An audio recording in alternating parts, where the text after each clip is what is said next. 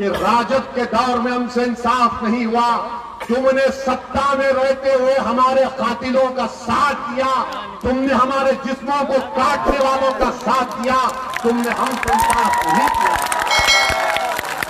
अब रहा सवाल मेरी फिरका परस्ती का, तो सुनिए आप, 190 पार्लियामेंट की सीट पर कांग्रेस और बीजेपी का मुकाबला हुआ। 170 सीट पर बीजेपी जीत जाती है, हम नहीं लड़े। क्यों हार गए कांग्रेसियों? क्यों नहीं तुम हराए?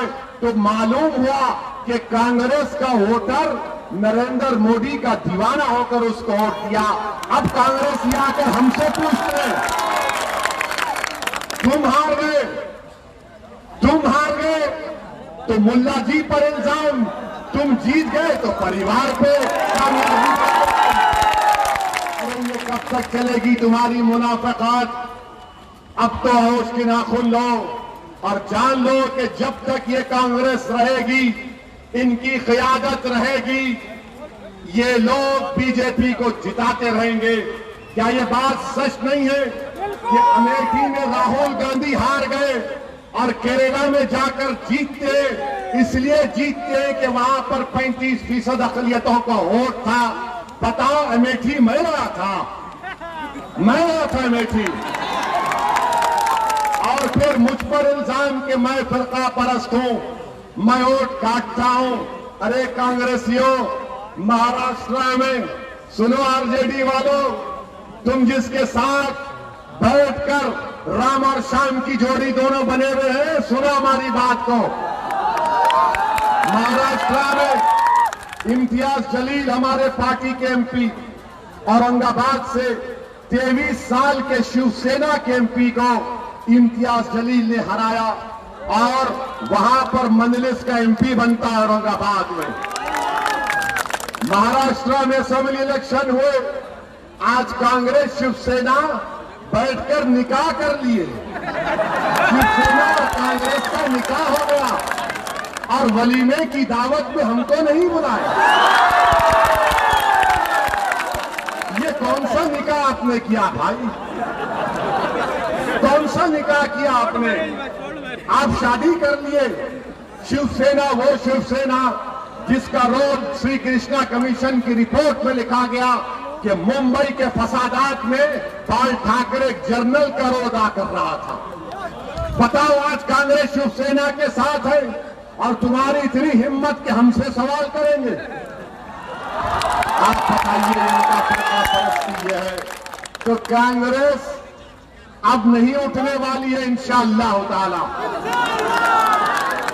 अब कांग्रेस नहीं उठने वाली है। इनको बैसाखियों से भी नहीं उठा सकते आप। दुनिया का पावरफुल विटामिन लाके भी खिला दो, कांग्रेस नहीं उठने वाली है। महाराष्ट्र में कांग्रेस के एमएलए बीजेपी में भागते हैं, ओवैसी जिम्मेदार। कर्नाटका में भागते हैं, ओवैसी जिम्मेदार। नागालैंड में भागते हैं, ओवैसी जिम्मेदार। मध्य प्रदेश में 1 नहीं 18 भाग जाते, हम जिम्मेदार। अरे कांग्रेसियों, अगर कोई 50 साल का जिसको नौजवान तुम अभी कहते हो, अगर वो शादी नहीं करे तो मैं जिम्मेदार। फजर के वक्त में मुर्गा नहीं पुकारे तहज्जुद के लिए तो हम जिम्मेदार। तुम्हारे घर में अगर गाय और भैंस दूध ना दे तो हम जिम्मेदार। सुबह में सूरज देर से निकला तो हम जिम्मेदार। हाँ, एक बात के जिम्मेदार हम जरूर बनेंगे, तुमको सत्ता से हटाएंगे। ये जिम्मेदारी मैं लेने तैयार, मगर हर चीज की जिम्मेदारी हमारे खाते में।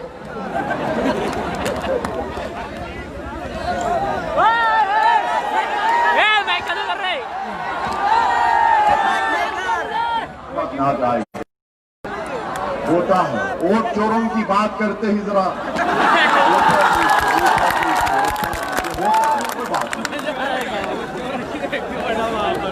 हमको इस लाउड स्पीकर की जरूरत नहीं है, आप हमारी आवाज है और हम आपसे गुजारिश करने आए हैं कि बिहार में आपको एक नया इनकलाब लिखना है। याद रखिए, नरेंद्र मोदी दो घोड़ों की सवारी कर रहे हैं, कभी नीतीश कुमार तो कभी लोजपा। और नरेंद्र मोदी की पूरी कोशिश ये है कि बिहार में बीजेपी के किसी एक आरएसएस के जहन रखने वाले को बिहार का मुख्यमंत्री बना दिया जाए। और अगर कोई बीजेपी को अपना मुख्यमंत्री बनाने से कोई रोक सकता है तो वो उपेंद्र कुशवाहा का अलायंस, जो बीजेपी को बिहार में अपना मुख्यमंत्री बनाने से रोक सकता है। अगर आप साथ देंगे अपने दुआओं से और अपने वोट से, तो इंशाअल्लाह ताला ये हकीकत जरूर बनेगी। एक और अहम बात मैं कहकर आपसे रुखसत हो जाऊंगा। मेरे अजीज दोस्तों और बुजुर्गों, एनपीआर एनआरसी का एहतजाज हमने किया था। आप तमाम ने एनआरसी का एहतजाज किया था ना? सबने किया था ना? CAA का किया था ना? कोई राजद कांग्रेस का नेता तुम्हारे साथ था? नहीं, ईमानदारी से वो डरने की जरूरत नहीं है। जब नहीं था, हमारी बका का मसला है, हमारे लिए जिंदगी और मौत का मसला है। एनपीआर एनआरसी सब CAA। जब कांग्रेस और राजद का आदमी नहीं था साथ, हम सर्दी में, रात की कड़ाके की सर्दी में हम भारत के संविधान को बचाने की लड़ाई लड़ रहे थे, भारत को बचाने की लड़ाई लड़ रहे थे, तो राजद का और कांग्रेस का कोई नजर नहीं आया। हमारे लिए बका का मामला इसलिए, आसाम की मिसाल दे रहा हूं। आसाम में सुप्रीम कोर्ट ने एनआरसी किया, 20 लोग के नाम, 20 लाख के नाम नहीं आए, जिसमें 5 लाख मुस्लिम थे और 15 लाख हमारे गैर मुस्लिम भाई थे। बीजेपी आसाम में कहती है कि 15 लाख जो हमारे गैर मुस्लिम भाई हैं, उनको CAA के तहत भारत की शहरियत दी जाएगी, और जो 5 लाख मुस्लिम भाइयों के नाम नहीं आए, उनको कह रहे हैं कि तुम कोर्ट में जाकर साबित करो। अगर पूरे भारत देश में CAA एनपीआर एनआरसी होगा, आप याद रखिए, जो आसाम में हुआ वो भारत के कोने कोने में हो सकता है। इसीलिए हम आपसे वादा कर रहे हैं कि तेलंगाना में, जहां से हम आते हैं, वहां की असेंबली में हमने वहां के मुख्यमंत्री के चंद्रशेखर राव से बात करके हमने तेलंगाना की विधानसभा में एक रेजोल्यूशन पास किया, और पास करने के बाद हमने ये कह दिया कि तेलंगाना में सेंसस होगा, मगर एनपीआर एनआरसी की एक्सरसाइज नहीं होगी। हमारे वहां पर कितने एमएलए? 7 एमएलए खाली 7। अगर यहां पर हम शाह साहब को और आपके अशोक कुमार आलोक को, हैदर अली को और उपेंद्र कुशवाहा को बिहार का मुख्यमंत्री बनाएंगे, तो हम आपसे वादा कर रहे हैं कि बिहार में सेंसस होगा, एनपीआर एनआरसी नहीं होगा, नहीं होगा, नहीं होगा।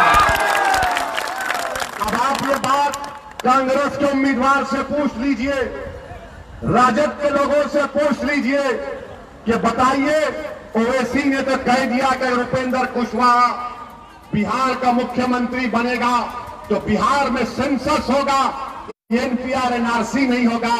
तो कांग्रेस और राजद कहेंगे ये क्या कह रहा है, ये तो उसको फायदा पहुंचा देगा, हम ऐसा नहीं बोल सकते। क्यों नहीं बोल सकते? नहीं, हमको उनका वोट नहीं मिलेगा, वो भाग जाएगा। अरे मेरे भाई, हमको हमारे घर से, देश से भगाने की बात हो रही है, तुमको अपने वोट की फिक्र है। ये इनका असली चेहरा है, इसको आपको पहचानना है। डरने और घबराने की जरूरत नहीं है। जब इतना बड़ा भागलपुर का फसाद हुआ, हमने सब कुछ खो दिया, मगर अल्लाह ने हमको जिंदा रखा और आज मैं आपसे अपील करने आया हूं कि डरने और घबराने की जरूरत नहीं है। अल्लाह हमारे लिए काफी है। अल्लाह पर तवक्कल करिए। संविधान ने आपको हक दिया है एहतजाज करने का। संविधान ने आपको एहतजाज हक दिया है कि आप अपनी आवाज को उठाएं। मैं भागलपुर की जनता को वादा कर रहा हूं कि जब इंशाअल्लाह ताला पूरे मुल्क में कोरोना खत्म हो जाएगा अल्लाह के फजलो करम से, जब पूरे मुल्क में अल्लाह के फजलो करम से, रब्बे कायनात के करम से वैक्सीन निकल जाएगा तो सुनो मोहन भगवत, भागलपुर से दोबारा एनआरसी एनपीआर का एहतजाज शुरू होगा। अब कोरोना की वजह से हमारे शेरनियां और हमारे शेर खामोश बैठे हुए हैं और आपको ये बताना है कि जिसने आपका साथ नहीं दिया, आप उनको नहीं दे सकते, वो आपके वोट के हकदार नहीं है। रहा सवाल बीजेपी का, मेरे भाई, ये वजीर आजम हमारे, ये प्रधानमंत्री देश के, जब लॉकडाउन की जरूरत नहीं थी तो लॉकडाउन लगा दिए, 8 घंटे में लॉकडाउन लगा दिए। आप बताइए, पूरे बिहार से 25 लाख प्रवासी मजदूर देश के कोने कोने में जा गए थे अपने पेट काटने के लिए, अपने घर में चूल्हा जलाने के लिए। उनको नरेंद्र मोदी ने कहा, वैसे रहो, हमारे भड़काऊ भाषण को रिकॉर्ड करके पूरे बिहार के व्हाट्सएप ग्रुप में फैलाना। हमारे पास बीजेपी की तरह व्हाट्सएप ग्रुप नहीं है, आप भी हमारी ताकत है, फैलाइए। कांग्रेस वालों को, बीजेपी वालों को हमारे भाषण सुन के जरा उनके दिमाग का जाले निकल जाएंगे। लॉकडाउन 8 घंटे में किया और लॉकडाउन निकालने के लिए हमारे देश के प्रधानमंत्री ने कहा, भाइयों बहनों, हम आपको 8 दिन का टाइम क्या दिमाग है, देखिए प्रधानमंत्री का, माशाअल्लाह, नजर ना लगे उनके दिमाग।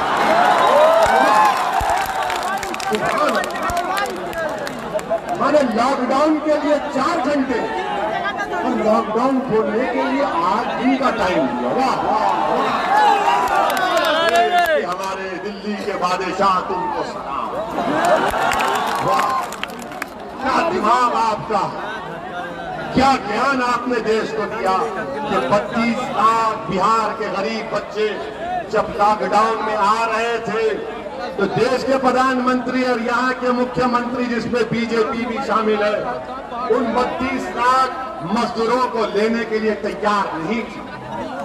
वो भूखे प्यासे आ रहे थे, ट्रेन में मर रहे थे, रेलवे स्टेशन पर लाश गिर रही थी एक औरत की, उस लाश के बाजू उसका बेटा 1 साल का मां की लाश को देखकर रो रहा था, मगर दिल्ली के बादशाह के 56 इंच के सीने में धड़कता हुआ दिल है या नहीं मालूम मुझे। बताइए, आप लॉकडाउन किया, देश की इकोनॉमी को बर्बाद कर दिया, आज गरीब खाने के लिए परेशान है। जो कल तक कुछ पैसे कमाता था, आज उसके पास रोजगार नहीं है।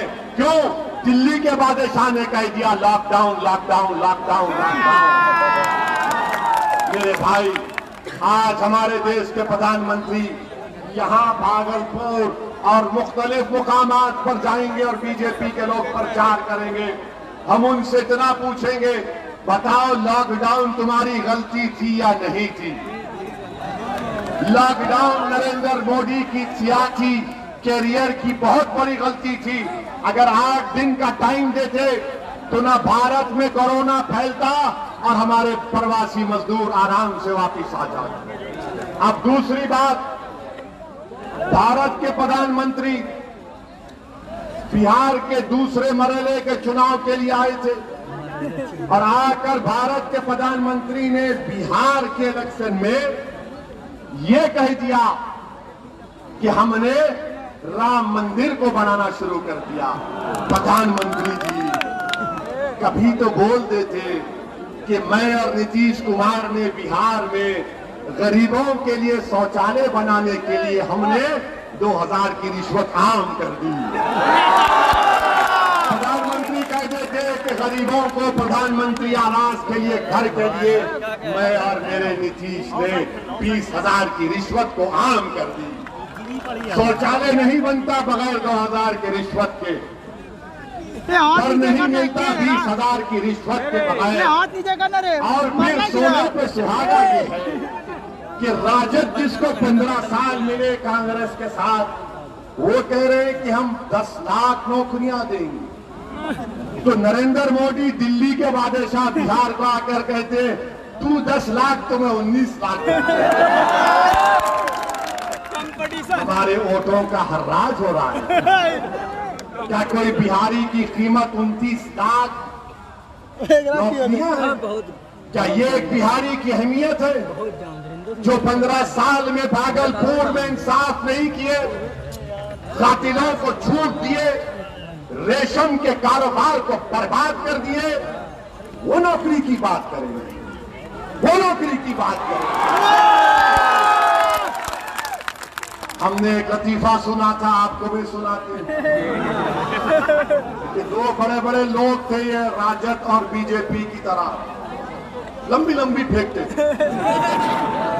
तो एक ने कहा कि हमारे दादा के पास इतनी जमीन है कि नेपाल के बॉर्डर तक हमारे दादा की जमीन है। बोला कि नेपाल के बॉर्डर तक तुम्हारे दादा की जमीन? बोले हाँ, वो उससे बढ़कर हमारे दादा का जो कमरा था, दीवान खाना था, वो 4 एकड़ पर था। उसने कहा 4 एकड़ पर एक दीवान खाना? फिर उसने कहा कि हमारे दादा के पास एक ऐसी गली थी कि अगर कोई उस गली में गया तो वापिस आने तक बूढ़ा हो जाता था। दूसरा वो भी बीजेपी का सपोर्टर था, शायद नहीं मालूम। उसने कहा हमारे दादी के पास इतना बड़ा बंबू है